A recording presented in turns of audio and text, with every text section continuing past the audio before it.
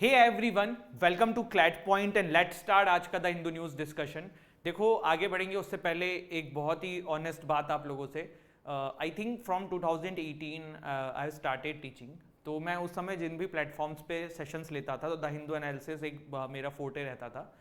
तो तब मैं कोशिश करता था और तब हो भी जाता था क्योंकि कॉलेज होता था 8 साढ़े 8 बजे। तो कैसे भी 5 बजे उठना था और फिर हिंदू रिकॉर्ड करके डाल के फिर कॉलेज जाना होता था। तो 6 7 साढ़े 7 बजे हिंदू जो है मैं डाल देता था। बट अभी क्या हुआ है कि काफ़ी समय से क्योंकि अब अपना ही इंस्टीट्यूट है, सारी चीज़ें हैं, सब देखना पड़ता है और क्लासेस भी लोगों की मैनेज करनी होती हैं, प्लस फिर बच्चों की प्रॉब्लम्स देखनी होती हैं, फिर क्लासेस भी लेनी होती हैं जो हमारे कोर्सेज में बच्चे हैं। तो होता क्या है ना कि बहुत लेट हो जाती है रात में सोते सोते, और इसकी वजह से सेशन जो है ना आपका बहुत लेट हो जाता है। बट बहुत ऑनेस्टली मैं ये बोल रहा हूँ कि as a human we can try, और I am definitely going to try कि कल से सेशन को किसी भी तरीके से 8 बजे से पहले आपको दे दिया जाए। But then again it's a try, होगा, कोशिश करते हैं, अगर मैनेज होगा तो करेंगे, ठीक है। बाकी देखते हैं क्या होता है। चलो आगे बढ़ेंगे। उससे पहले क्लैट 2024 के लिए हमारा एवेंजर बैच शुरू हो चुका है। क्लैट 2025 के लिए भी हमारा विजेता बैच चल रहा है। आप इन दोनों ही कोर्सेज की डिटेल हमारी एप्लीकेशन को डाउनलोड करके देख सकते हैं। करना कुछ नहीं है, डिस्क्रिप्शन से ऐप का लिंक है, डाउनलोड करो, कोर्स की डिटेल देखो।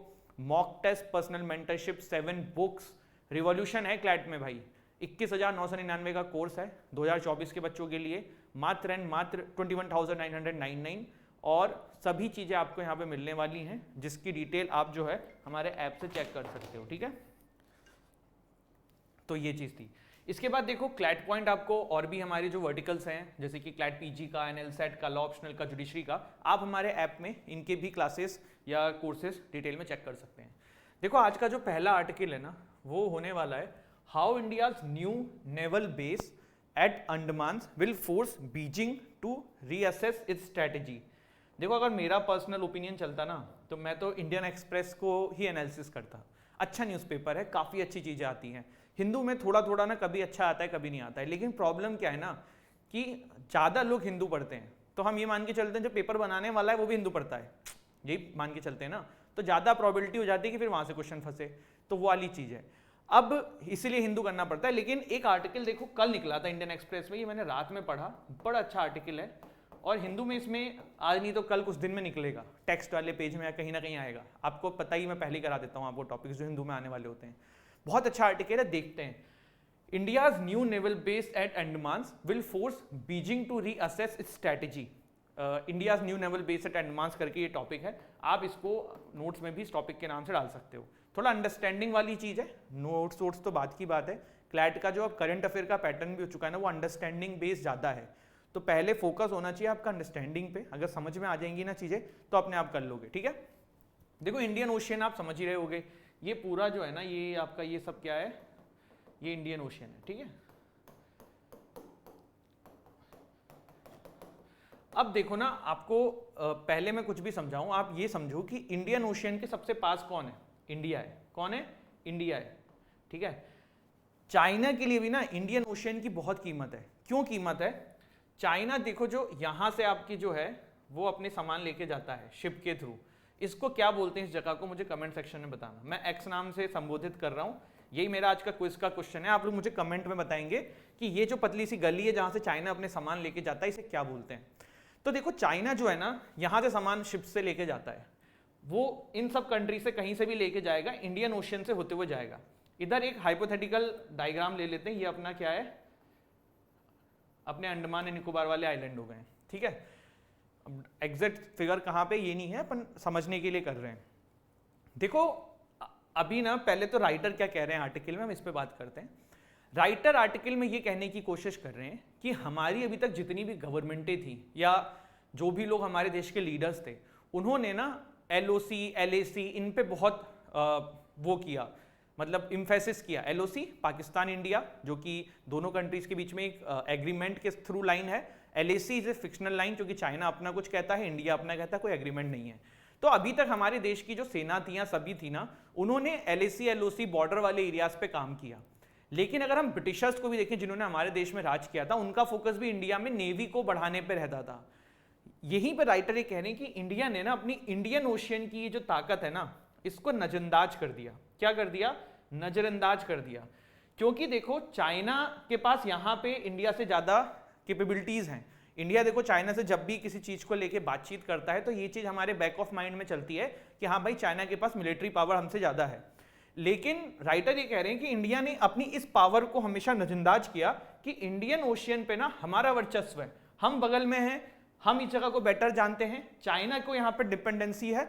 जस्ट टेक एन एग्जाम्पल, कल को वॉर हो जाए, क्या हो जाए? वॉर हो जाए, ना हो लेकिन जस्ट इन केस हो जाए, चाइना यहां से चलो ठीक है भारी पड़ सकता है, पर इंडियन ओशन में चाइना के जो सप्लाईज हैं, जैसे मान लो कोई शिप जा रही है, वो कोई सामान लेके यहीं से तो गुजरेगी, अपना अंडमान वाला पूरा ये आइलैंड है, यहां पे अगर हमारी नेवी ने इन शिप्स को जाना बंद कर दिया, चाइना का ट्रेड रूट पूरा ब्लॉक कर दिया, तो चाइना कुछ समय बाद तड़पेगा। चाइना के सप्लाईज जब उनके देश में नहीं पहुंचेंगी तो उनको बहुत दिक्कत होगा। तो राइटर जो है ना आर्टिकल में ये कह रहे हैं कि इंडिया ने अपने इस पावर को अभी तक भूल गया था और अब तब भी इंडियन जो गवर्नमेंट है उन्होंने इस चीज को रियलाइज किया और इस पे काम करने लगे। वो क्या काम किया है वो भी मैं आपको बताता हूं।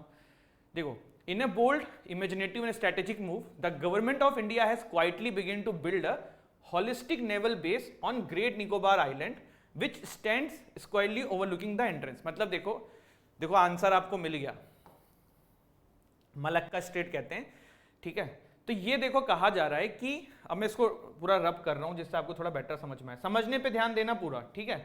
तो मलक्का स्टेट से 90 माइल्स की डिस्टेंस पे ये पूरा एक आप कह सकते हो मिलिट्री बेस बनाने की बात हो रही है इंडियन गवर्नमेंट के द्वारा, और बहुत शांति से हो रहा है, ऐसा नहीं कि बहुत बता के कर रहे हैं, चुपके से कर रही है इंडियन गवर्नमेंट। तो राइटर ये कह रहे हैं कि अब हमारी सरकार ने अपनी इंडियन ओशन की पावर को समझा है और अब यहाँ पे फाइनली जो है इंडियन गवर्नमेंट जो है वो काम कर रही है।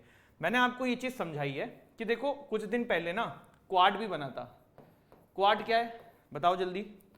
ग्रुप ऑफ 4 कंट्रीज हैं आपकी, कौन कौन है? ऑस्ट्रेलिया, जापान, यूएस और अपना प्यारा भारत। ये ब्रेन चाइल्ड किसका था? शिंजो आबे जी का, जापान से। तो देखो ऑस्ट्रेलिया, जापान, यूएस जो और आपका इंडिया है, इस क्वाड का एक जो इंपॉर्टेंट फैक्ट है ना वो ये भी है कि ये चारों कंट्रीज अपने जो भी इंपॉर्टेंट इंफॉर्मेशन होंगे वो एक दूसरे के साथ शेयर करेंगे, स्ट्रेटेजिक इंफॉर्मेशन शेयर करेंगे। तो देखो चाइना का जस्ट टेक एन एग्जांपल कि कल को वॉर वाली सिचुएशन में ये मलक्का स्टेट हम ब्लॉक करा देते हैं, यहां से हम कोई भी शिप जाने नहीं देंगे, चाइना अपनी यहाँ से मिलिट्री के सामान या कुछ भी शिप्स भेजेगा। तो ये जो ऑस्ट्रेलिया और बाकी कंट्रीज से हमारा पैक्ट है ना, इसकी वजह से उनके इंटेलिजेंस से हमें चाइना की मूवमेंट भी पता पड़ती जाएगी। तो ये कुछ चीजें हैं जिसके वजह से यहाँ पे ये चीजें हो रही हैं। समझ में आई आपको बात? आई होप आपको ये चीज क्लियर हुई हो। वैसे भी देखो ये जो एरिया है ना, इंडिया यहाँ से सर्विलांस इजीली कर सकता है, चीजें इजीली कर सकता है। वो अलग बात है कि सबमरीन जो हैं वो इंडिया अभी ट्रेस नहीं कर पाता क्योंकि चाइना की सबमरीन अंदर बहुत ज़्यादा हैं, बट उसके लिए भी हमने यूएस से बात कर रखी है कि हम उनकी टेक्नोलॉजी लेकिन सबमरीन को भी पकड़ने की कोशिश करेंगे।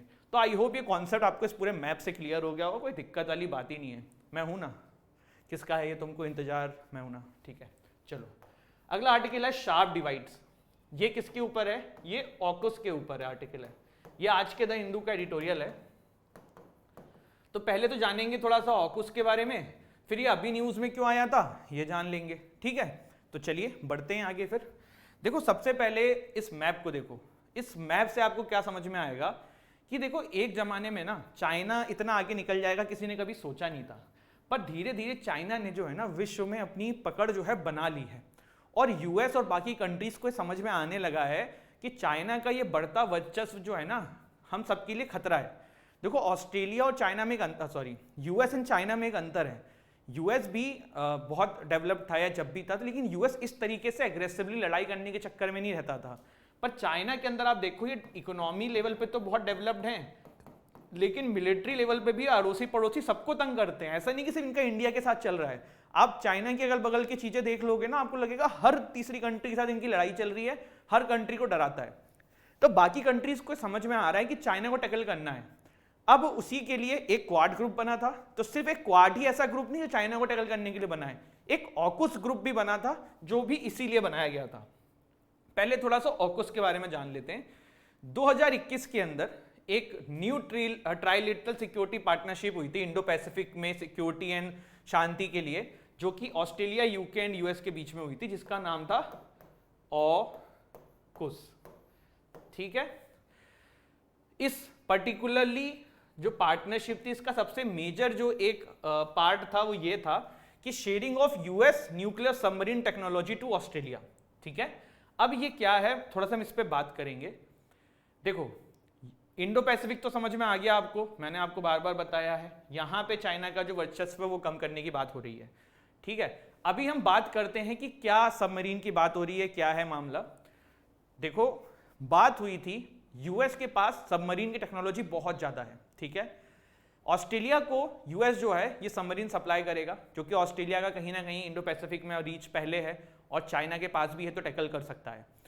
बात यहां पे देखो, फिर से इस मैप पे जाने की है। आप इस बात को समझना, जब कोई सबमरीन पानी के अंदर होगी ना, तो सबमरीन मान लो डीजल से चलती है, तो डीजल से जो सबमरीन चल रही है उसको फिर से फ्यूल करने के लिए कुछ समय में बाहर आना पड़ेगा।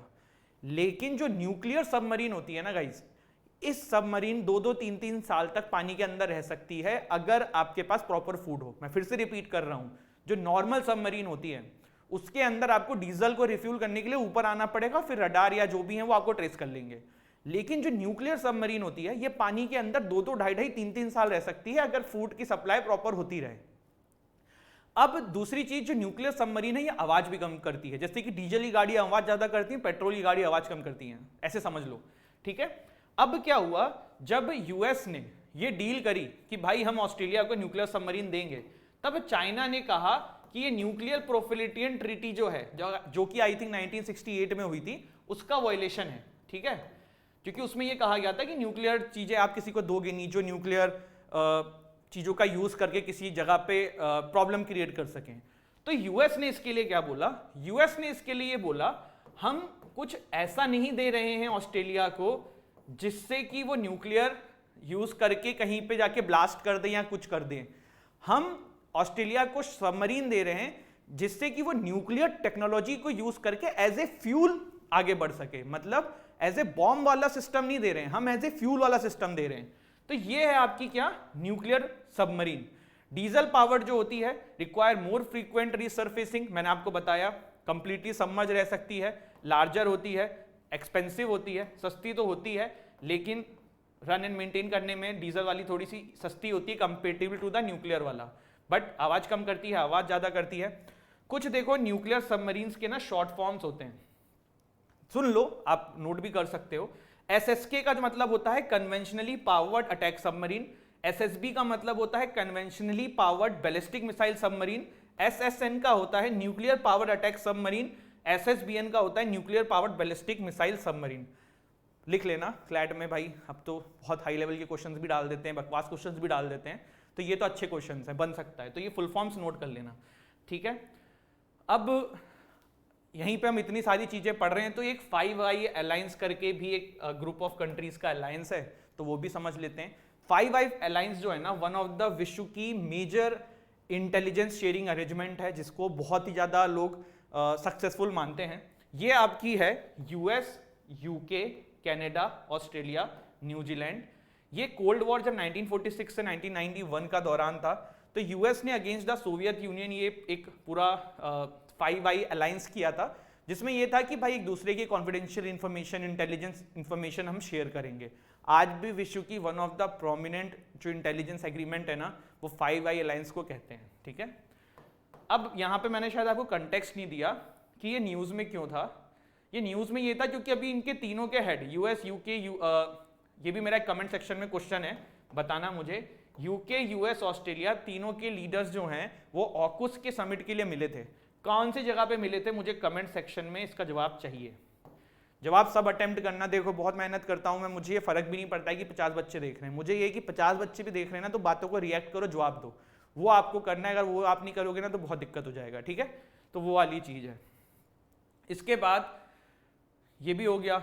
ठीक है, अब एक और आर्टिकल है आज का, वो ये तो आपने हर जगह न्यूज में देख लिया होगा कि Kerala waste dump fire, all you need to know about it. हम लैंडफिल से क्या समझते हैं?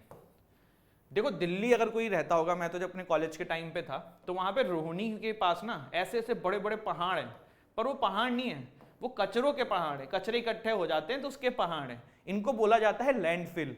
और लैंडफिल में ना बहुत जगहों पे आग लग जाती है, मतलब ज़्यादा गर्मी के दौरान ये सबसे ज़्यादा होता है। अभी क्या हुआ है, केरला के अंदर ना 3 मार्च के आसपास एक लैंडफिल में आग लगी थी, उसके बाद आज 16 मार्च हो चुकी है, अभी तक वो आग बुझी नहीं है और आसपास के एरिया में बहुत धुआं हो चुका है। ये एक अपने आप में चिंता का विषय है। तो इस पे एग्जाम के पर्सपेक्टिव से तो हम यही सब समझ सकते हैं कि यार क्या इसके उपाय हैं, कैसे किया जा सकता है, क्या कारण है, समझ रहे हो। तो वो वाली चीज़ है, लेकिन वो आपके लिए इंपॉर्टेंट नहीं है, तो इसीलिए I am going to avoid it. But news क्या थी वो हमने देख लिया है। लैंडफिल क्या होता है, एक site is a location that has been prepared for the purpose of dumping waste. ये तो बहुत शॉर्ट दिखा रहे हैं, वरना जो लैंडफिल होते हैं ना एक्चुअली वो ऐसे ऐसे पहाड़ जैसे भाई इकट्ठा हो जाते हैं पूरे। दिल्ली में तो रोहनी एक जगह है भाई, वहां मैंने देखा है ऐसा स्ट्रक्चर है कि मतलब पहाड़ फैले, इतने ऊंचे ऊंचे होते हैं ये, तो वो वाली चीज है, ठीक है। बाकी आज कुछ और न्यूज़ थी नहीं, फॉरेन पेज पे एक दो न्यूज़ थी, जैसे कि म्यांमार वाली थी। क्या थी, म्यांमार जो है ना, आपको पता है कि रोहिंग्यास जो हैं उनको तंग किया गया था आर्मी के द्वारा, म्यांमार की मिलिट्री के द्वारा। तो रोहिंग्यास ज़्यादा जो हैं वो बांग्लादेश में गए थे। तो बांग्लादेश और म्यांमार के बीच में बात चल रही है कि भाई इनको वापस अपने यहाँ लो। हम वही वाली बात है ना, मैंने आपको क्या बताया कि लोगों का सिंपल सा कॉन्सेप्ट है। आप सिंपल ऐसे समझो कि आप 10,000 रुपये कमाते हो, आपके घर में 5 लोग हैं, तो पहले तो आप अपने 5 लोगों को देखोगे ना, फिर आप बाहर के लोगों की मदद करोगे। तो यही बांग्लादेश का भी कंसर्न है कि भाई पहले हम हमारे यहाँ देख लें फिर आपका देखें। वही इंडिया का भी कंसर्न होता है कि हम जो है इसलिए रोहिंग्या रिफ्यूजीज को नहीं ले सकते हैं, तो वो वाली चीज़ है। इसी से मुझे अभी एक याद आया ब्रू कम्युनिटी के बारे में, मैंने आपको पढ़ाया हुआ है, आज थोड़ा सा इसको रिवाइज करना, वरना कल मैं आपको बताऊंगा। ये मैंने वैसे पढ़ाया हुआ है, आई थिंक सेशन में हमने करा भी है कवर, तो ये देख लेना। प्लस आई विल ट्राई कल से कि हिंदू जो है आपको टाइम पे मिल जाए। एंड हंसते रहो, मुस्कुराते रहो, पढ़ाई करते रहो। जय हिंद, जय भारत।